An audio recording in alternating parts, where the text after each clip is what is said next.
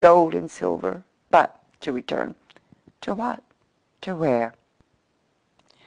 She opened the door and, putting her umbrella in the stand, that goes without saying. So, too, the whiff of beef from the basement, ... But what I cannot thus eliminate, what I must, head down, eyes shut, with the courage of a battalion and the blindness of a bull, charge and disperse are indubitably the figures behind the ferns, commercial travelers. There I've hidden them all this time in the hope that somehow they'd disappear, or better, still emerge, as indeed they must, if the story's to go on gathering richness and rotundity, destiny and tragedy, as stories should, rolling along with it two, if not three, commercial travelers in a whole grove of aspidistra. The fronds of the aspidistra only partly conceal the commercial traveler. Rhododendrons would conceal him utterly, and into the bargain give me my fling of red and white, for which I starve and strive. But rhododendrons in Eastbourne, in December, on the Marshes table, no, no, I dare not. It's all a matter of crust and cruets, frills and ferns. Perhaps I'll be a moment later by the sea. Moreover, I feel, pleasantly pricking through the green fretwork and over the glaces of cut glass, a desire to peer and peep at the man opposite, one's as much as I can manage. James Moggridge, is it, whom the Marshes call Jimmy? Minnie, you must promise not to twitch till I've got this straight. James Moggridge travels in, shall we say buttons? But the time's not come for bringing them in, the big and the little on the long carts, some peacock-eyed, others dull gold, cairngorm some, and others coral sprays. But I say the time's not come. He travels, and on Thursdays, his Eastbourne day, takes his meals with the Marshes. His red face, his little steady eyes, by no means altogether commonplace. His enormous appetite, that's safe. He won't look at Minnie till the bread's swamped the gravy dry. Napkin tucked diamond-wise, but this is primitive, and whatever it may do the reader, don't take me in. Let's dodge to the Moggridge household. Set that in motion. Well, the family boots are mended on Sundays by James himself. He reads truth. But his passion? Roses. And his wife, a retired hospital nurse. Interesting. For God's sake, let me have one woman with a name I like. But no, she's of the unborn children of the mind. Illicit, none the less loved, like my rhododendrons. How many die in every novel that's written, the best, the dearest, while Moggridge lives. It's life's fault. Here's Minnie eating her egg at the moment opposite, and at the other end of the line. Are we past Lou's? There must be Jimmy, or what's her twitch for? There must be Moggridge. Life's fault. Life imposes her laws. Life blocks the way. Life's behind the fern. Life's the tyrant. Oh, but not the bully. No, for I assure you I come willingly. I come wooed by heaven knows what compulsion, across ferns and cruets, tables splashed and bottles smeared.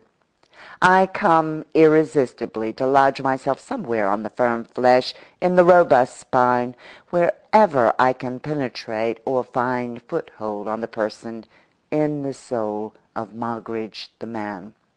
The enormous stability of the fabric, the spine tough as whalebone, straight as oak tree, the ribs radiating branches, the flesh taut tarpaulin, the red hollows, the suck and regurgitation of the heart, while from above meat falls in brown cubes and beer gushes to be churned to blood again, and so we reach the eyes. Behind the aspidistra they see something, black, white, dismal. Now the plate again. Behind the aspidistra they see elderly woman. Marcia's sister, Hilda's more my sort.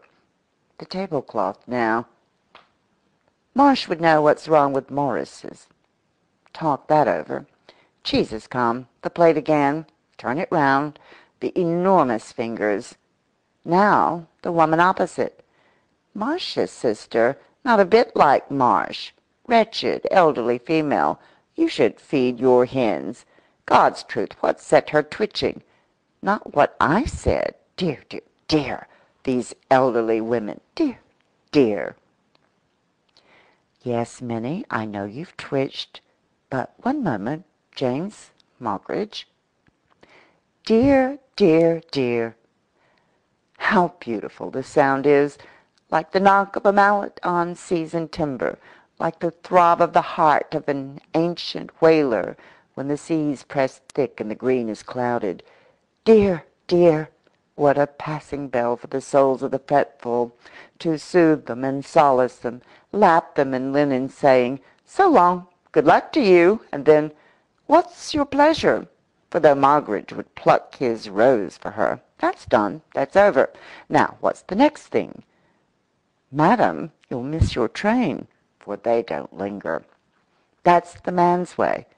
That's the sound that reverberates. That's St. Paul's and the motor omnibuses. But we're brushing the crumbs off.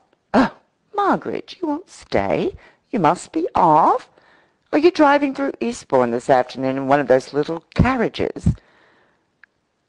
Are you man who's walled up in green cardboard boxes, and sometimes has the blinds down, and sometimes sits so solemn, staring like a sphinx, and always there's a look of the sepulchral, something of the undertaker, the coffin, and the dusk about horse and driver? Do tell me. But the door is slammed. We shall never meet again. Moggridge, farewell. Yes, yes, I'm coming. Right up to the top of the house. One moment I'll linger. How the mud goes round at the mine. What a swirl these monsters leave, the waters rocking, the weeds waving in green here, black there, striking to the sand till by degrees the atoms reassemble. The deposit sifts itself, and again through the eyes one sees clear and still. And there comes to the lips some prayer for the departed, some obsequy for the souls of those one nods to, the people one never meets again. James Moggridge is dead now, gone forever. Well, Minnie, I can face it no longer. If she said that, let me look at her. She's brushing the eggshell into deep declivities. She said it, certainly, leaning against the wall of the bedroom and plucking at the little balls which edge the claret-colored curtain. But when the self speaks to the self, who is speaking?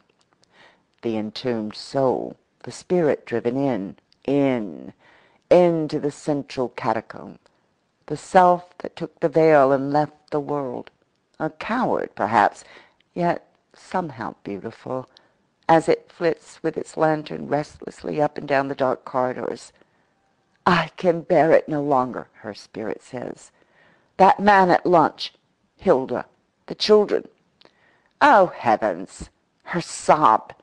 It's the spirit wailing its destiny, the spirit driven hither, thither, lounging on the diminishing carpets, meager footholds, shrunken shreds of all the vanishing universe, love, life, faith, husband, children.